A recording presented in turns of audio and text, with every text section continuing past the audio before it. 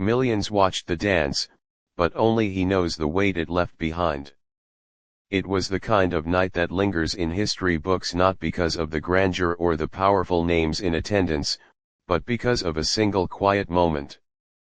The Commander-in-Chief ball was in full swing, and all eyes were on the new First Lady, Melania Trump. Dressed in a stunning white gown, she exuded grace as she made her way through the crowd. But what captured the hearts of millions wasn't just her poise, it was the man who took her hand for the first official dance. U.S. Army Sergeant John Davis wasn't used to being in the spotlight. A career soldier stationed at Fort Carson, Colorado, he was more accustomed to the hum of helicopters and the weight of his rucksack than to the glare of camera flashes. But on that night, standing in the heart of Washington, D.C., he became the face of countless service members across the nation. As the music swelled, John offered his hand to the First Lady. His movements were steady, his uniform immaculate. To the audience, he seemed unshakable. But beneath the surface, his mind raced with thoughts. Was he representing his fellow soldiers well? Would his steps falter in front of the nation? And above all, how had a soldier like him, just an ordinary man, found himself in such an extraordinary moment? But it wasn't just John's nerves that made this moment unforgettable. The world was watching, and in a nation deeply divided, this dance became more than just a tradition. It became a symbol of unity. But what no one knew was how this fleeting moment would ripple through the rest of John's life, changing his future, testing his strength, and teaching him lessons he'd carry forever. The room was alive with anticipation. The air thick with the hum of conversation and the occasional clink of glasses. The Commander-in-Chief ball wasn't just an event, it was a spectacle. Cameras panned across the room, capturing military leaders, government officials, and dignitaries dressed in their finest. But as the MC's voice echoed across the grand hall, announcing the first dance of the evening, the crowd fell into a hushed anticipation. Standing off to the side, Sergeant John Davis adjusted his uniform for the 100th time that night. He could feel the weight of the room's attention, even though no one was looking at him. Yet he took a deep breath, running through the steps in his mind: right, left, pause, keep your shoulders relaxed, don't overthink it. Sergeant Davis, a voice called gently, bringing him back to the moment. A protocol officer gestured toward the First Lady, who was now making her way toward him. Her steps were measured, her expression calm, though there was a softness to her smile that instantly eased some of the tension. Gripping his chest, he extended his hand as she approached. She took it with a graceful nod. For a brief moment, the world seemed to blur. The cameras, the lights, the hundreds of people watching it all faded into the background.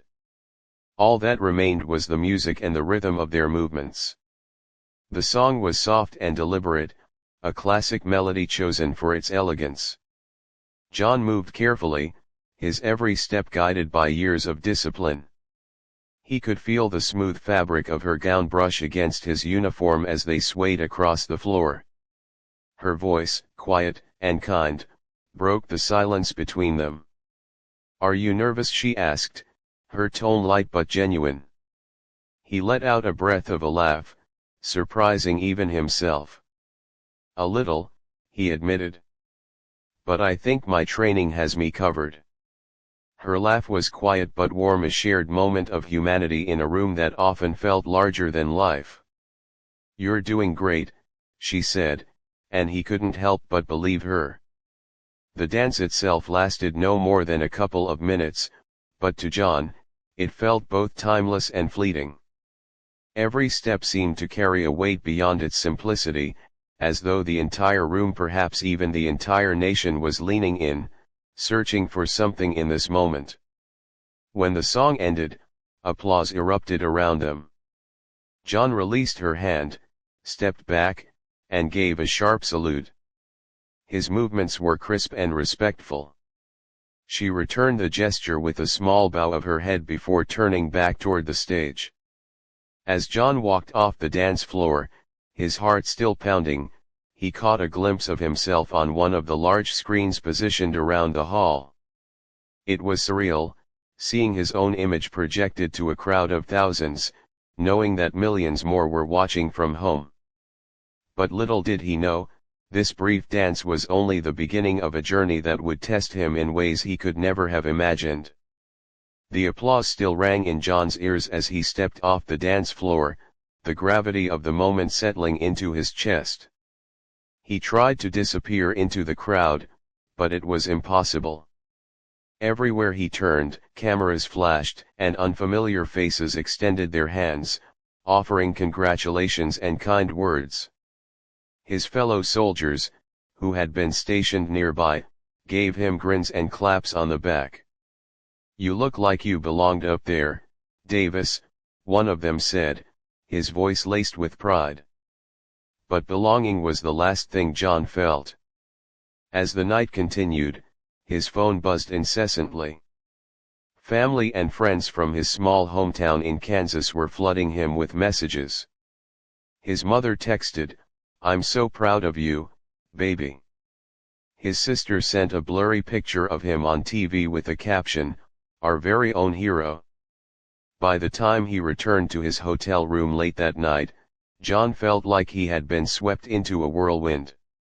He sat on the edge of the bed, still in his uniform, staring at his phone. Social media was ablaze with clips of the dance. News outlets called it a symbol of unity, and online comments ranged from admiration for his composure to debates over the deeper meaning of the moment. But amid the excitement, John felt a tinge of unease. He had never sought the spotlight. He was a soldier, not a celebrity. His life was built on routine and purpose, not on the scrutiny of the public eye. And yet, here he was, his name suddenly known by millions. The days that followed were surreal. At the base, fellow soldiers teased him, calling him Hollywood. Strangers stopped him on the street to shake his hand, thanking him for his service. Local news stations requested interviews, and invitations to events began pouring in. He even received a handwritten letter from a retired general, commending him for his grace under pressure. At first, the attention felt like a novelty, but it didn't take long for the pressure to creep in. John couldn't shake the feeling that he now carried the expectations of not just his fellow soldiers, but an entire nation. The dance had been a moment of joy and connection, but the spotlight that came with it felt heavy, almost suffocating.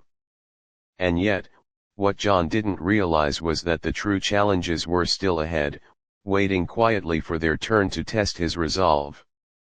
At first, the fame felt like a fleeting gust of wind, a rush of excitement that would pass quickly.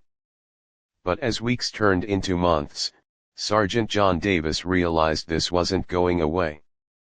His face had become a symbol, and with it came a weight he wasn't prepared to carry. The first challenge was within his own ranks. While most of his fellow soldiers were supportive, a few couldn't hide their irritation.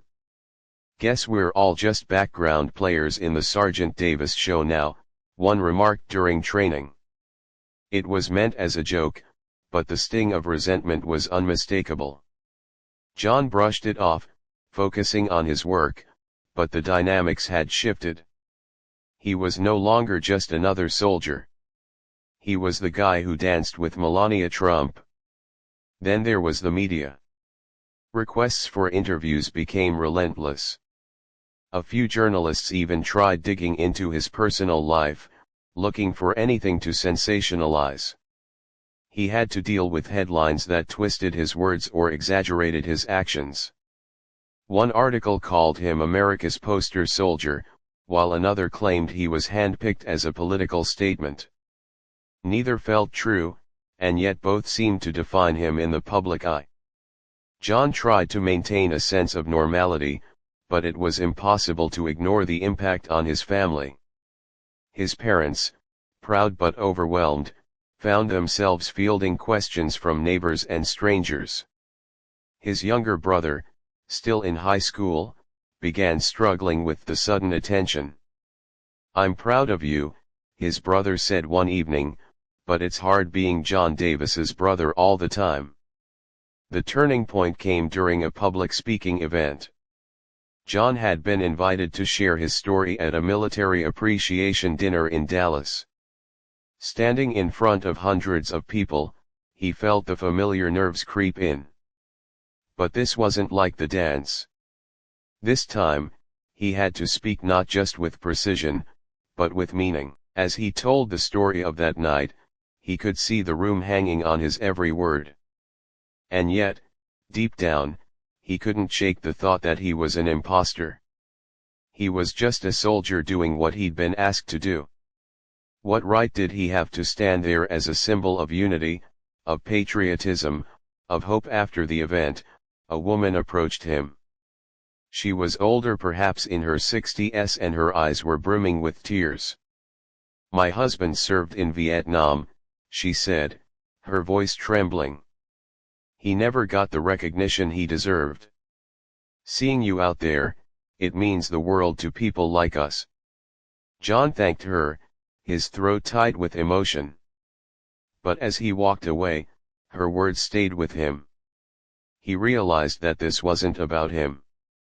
It was about what he represented, something far bigger than himself. But even with this new perspective, John still struggled with the growing divide between the life he had known and the person the world wanted him to be. The more John tried to reconcile his growing public image with his personal identity, the more he realized how deeply the dance had reshaped his life. He began journaling, a habit he had picked up during deployments, to make sense of it all.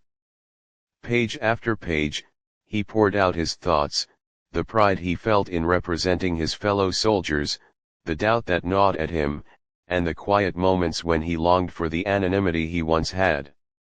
What stood out most to him wasn't the dance itself, but what it represented. For many, it had been a rare moment of connection in a fractured time. The headlines and social media comments often described it as a symbol of unity, but John began to see it differently. To him, it wasn't just unity, it was a reminder of the humanity behind the uniforms, titles, and labels. He thought back to his deployment in Afghanistan years earlier, where he and his team had worked with local communities to rebuild schools. He remembered the conversations he had with the children, their laughter, despite the hardships they faced. Those moments had always felt like the most meaningful parts of his service, far removed from medals or ceremonies. But now, with his newfound platform, he wondered if he could do more.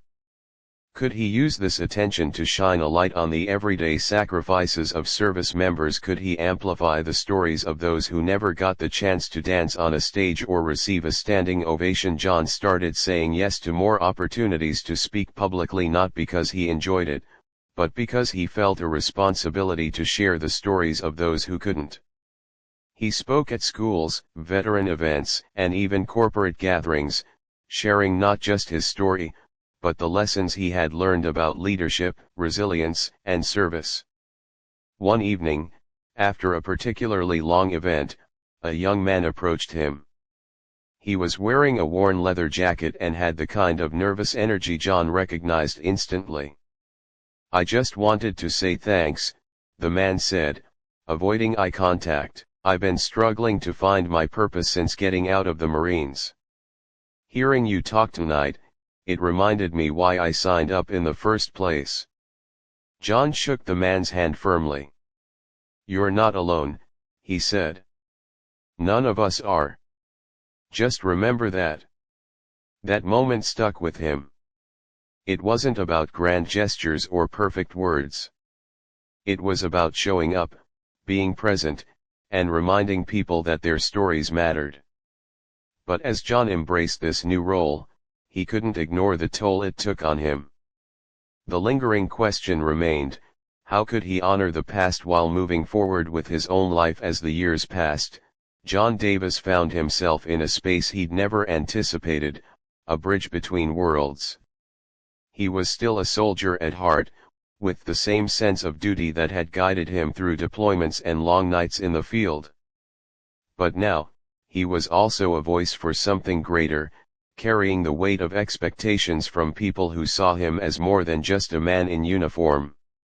He often thought back to that dance and what it had taught him. It wasn't about the elegance of the moment or the symbolism the world attached to it. For John, it was about connection. Those fleeting seconds when two people from vastly different worlds shared a common space. It reminded him of a conversation he once had with his late grandfather, a Korean War veteran. His grandfather had always emphasized the importance of humility. "Your uniform doesn't make you better than anyone else," he had said. "But it does remind you of the responsibility you carry for others." John carried that wisdom with him as he navigated his new reality. He used his platform not to elevate himself, but to shine a light on the stories of those who served alongside him, those whose sacrifices often went unnoticed. He became an advocate for veterans struggling to transition back into civilian life and for the families who bore the weight of their absence. One of his proudest moments came years after the dance, at a modest gathering in a community center in Topeka, Kansas. John had been invited to speak about his experiences, but instead of centering himself, he turned the spotlight on the veterans in the room. He shared their stories of resilience, loss, and triumph. By the end of the evening, the room was filled with people offering each other support, exchanging numbers, and forming connections. After the event, a woman approached him with her teenage son. She explained how her husband had served in Iraq and struggled with PTSD before passing away. She held John's hand tightly, her voice trembling as she spoke. "Thank you for reminding people that behind every soldier, there's a family," she said. "You're making a difference." John nodded, his throat tightening with emotion. Moments like this gave him clarity, reaffirming that his role wasn't about being a hero. It was about reminding people of the humanity behind every uniform. As he reflected on everything, the dance, the attention, the challenges, and the growth, he realized the greatest lesson he'd learned. It's not the moments of recognition that define you, but how you use those moments to lift others. For John, the dance with the First Lady had been a fleeting moment in the spotlight. But what came after was far more important. It had given him the chance to serve in a new way, to connect with people, and to carry forward the stories of those who couldn't tell their own. As he looked ahead, John felt a deep sense of purpose. Life wasn't about grand gestures or public recognition. It was about showing up, day after day, for the people who mattered. And to anyone who found themselves in a moment of unexpected attention or responsibility, his advice was simple: don't waste it. Use it for good. If you've been moved by this story, remember that each of us has the power to create meaningful connections and make a difference, no matter how small the gesture may seem. Don't forget to like, share, and subscribe to this channel for more stories that inspire and remind us of the best in humanity.